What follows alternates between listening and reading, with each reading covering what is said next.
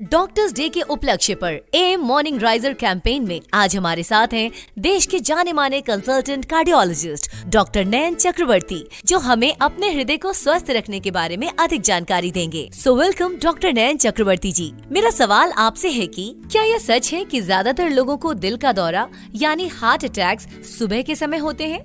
जी, ऐसे heart attack देखा जाए तो दिन के किसी भी समय में हो सकता है, लेकिन हाँ, सुबह के टाइम पे हार्ट अटैक होने की प्रवणता थोड़ी ज्यादा होती है। और रिसर्च में भी देखा गया है कि इस टाइम में होने वाले हार्ट अटैक्स कुछ ज्यादा ही सीरियस होते हैं। जनरली बोला जाता है कि सुबह 6 बजे से दोपहर के बीच का जो समय होता है ना, उसमें ज्यादा डैमेज होने के चांसेस होते हैं। ऐसा सुना है कि हार्ट की हेल्थ में स्लीपिंग पोजीशन का भी बड़ा रोल है, तो हमारे हार्ट के लिए कौन सी स्लीपिंग पोजीशन सबसे अच्छी है? ऐसे ये बेहतर माना जाता है कि हम अगर अपने दाहिने साइड की तरफ करवट करके सोएं तो वो थोड़ा सा ज्यादा प्रेफरेबल होता है। कहते हैं कि उस पोजीशन पे हमारा दिल जो होता है ना, मीडियस्टाइनम में थोड़ा अच्छे से रेस्ट कर पाता है और ये हार्ट के इलेक्ट्रिक करंट का भी डिसरप्शन रोकता है। हमारे लिसनर्स को बताइए कि आप मॉर्निंग हार्ट अटैक से कैसे बचाव कर सकते हैं। सबसे पहले तो हमको हमारे खान पान की तरफ ध्यान देना है। दिल के लिए जो चीजें फ्रेंडली होती है, हार्ट हेल्दी डाइट जिसको हम लोग बोलते हैं, उन चीजों को फॉलो करना चाहिए। आजकल जैसे ओबेसिटी एक बड़ा इशू बन गया है, लोग ओवरवेट रहने लगे हैं, तो वेट लूज करना भी एक जरूरी चीज है। एक्सरसाइज रेगुलरली किया जाए। उसी तरह से हमारे जीवन में जो स्ट्रेस आता है, क्योंकि आजकल के जीवन में काम के चलते, डिफरेंट इश्यूज के चलते स्ट्रेस बहुत हाई हो गया है, तो हमें ये सीखने की जरूरत होती है कि स्ट्रेस को मैनेज कैसे किया जाए।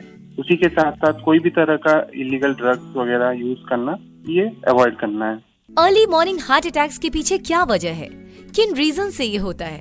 पहले के रिसर्च में बताया जाता था कि शरीर में जैसे कॉर्टिकोस्टेरॉइड्स की मात्रा होती है, वो ज्यादा होती है सुबह के टाइम पे। लेकिन अभी हाल फिलहाल के जो रिसर्च हुए हैं, उन सब में देखा गया है कि एक तरह का एक प्रोटीन होता है हमारे शरीर में, जिसको बोलते हैं प्लाज्मिनोजन एक्टिवेटर इनहिबिटर 1, PAI-1।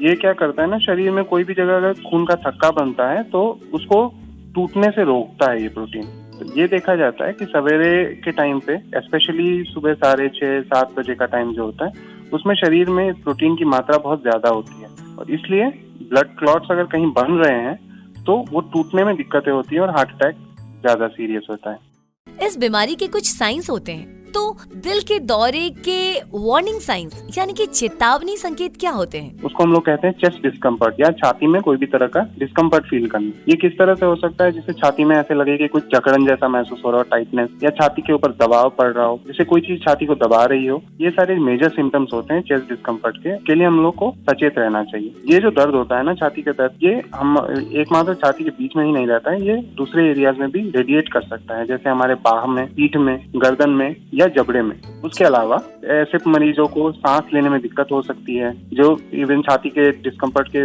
बिना भी आ सकता है। तो इस तरह का सिम्टम अगर किसी को हो रहा है तो उनको इमीडिएटली डॉक्टर से कंसल्ट करना चाहिए। हार्ट पेशेंट को नमक के लिए मना किया जाता है या कम नमक खाने को कहा जाता है, तो क्या नमक वास्तव में हम सभी के लिए, स्पेशली हृदय रोगियों के लिए हानिकारक है? जी, नमक का जरूरत हमारे शरीर में बहुत ज्यादा है, लेकिन हाँ, ये बात भी है कि कोई भी चीज अगर जरूरत से ज्यादा हो तो वो शरीर को नुकसान पहुंचाती है। नमक का जो नेचुरल टेंडेंसी होता है ना, वो पानी पकड़ने का होता है। तो कोई भी सिस्टम में अगर नमक ज्यादा होता है तो वो अपने साथ साथ ज्यादा पानी खींचता है वहाँ पे। हमारे शरीर में जब नमक की मात्रा ज्यादा हो जाती है तो ब्लड का वॉल्यूम को बढ़ा देता है। ब्लड वॉल्यूम बढ़ने के साथ साथ ब्लड का प्रेशर बढ़ता है। ये बढ़ा हुआ प्रेशर जो होता है दिल के ऊपर दबाव डालता है और आगे चल के दिल की अलग अलग टाइप की बीमारियां करा सकता है, जैसे हार्ट अटैक कॉमन है। इसलिए ब्लड प्रेशर की चेकअप जरूरी होती है। अपने खान पान में नमक का अमाउंट कंट्रोल करना बहुत जरूरी होता है। कौन से लाइफस्टाइल चॉइसेस मेरे दिल को स्वस्थ रखने में मदद करेंगे? पहली बात तो ये है कि आपका जो डाइट होना चाहिए वो एक बैलेंस डाइट होना चाहिए। उसमें कार्बोहाइड्रेट्स की मात्रा को, फिर फैट की मात्रा को, प्रोटीन का जो अमाउंट है, ये सब रेगुलेटेड होना चाहिए। हाई फैट कंटेंट वाले फूड होते हैं, सॉफ्ट ड्रिंक्स वगैरह होते हैं, इन सबको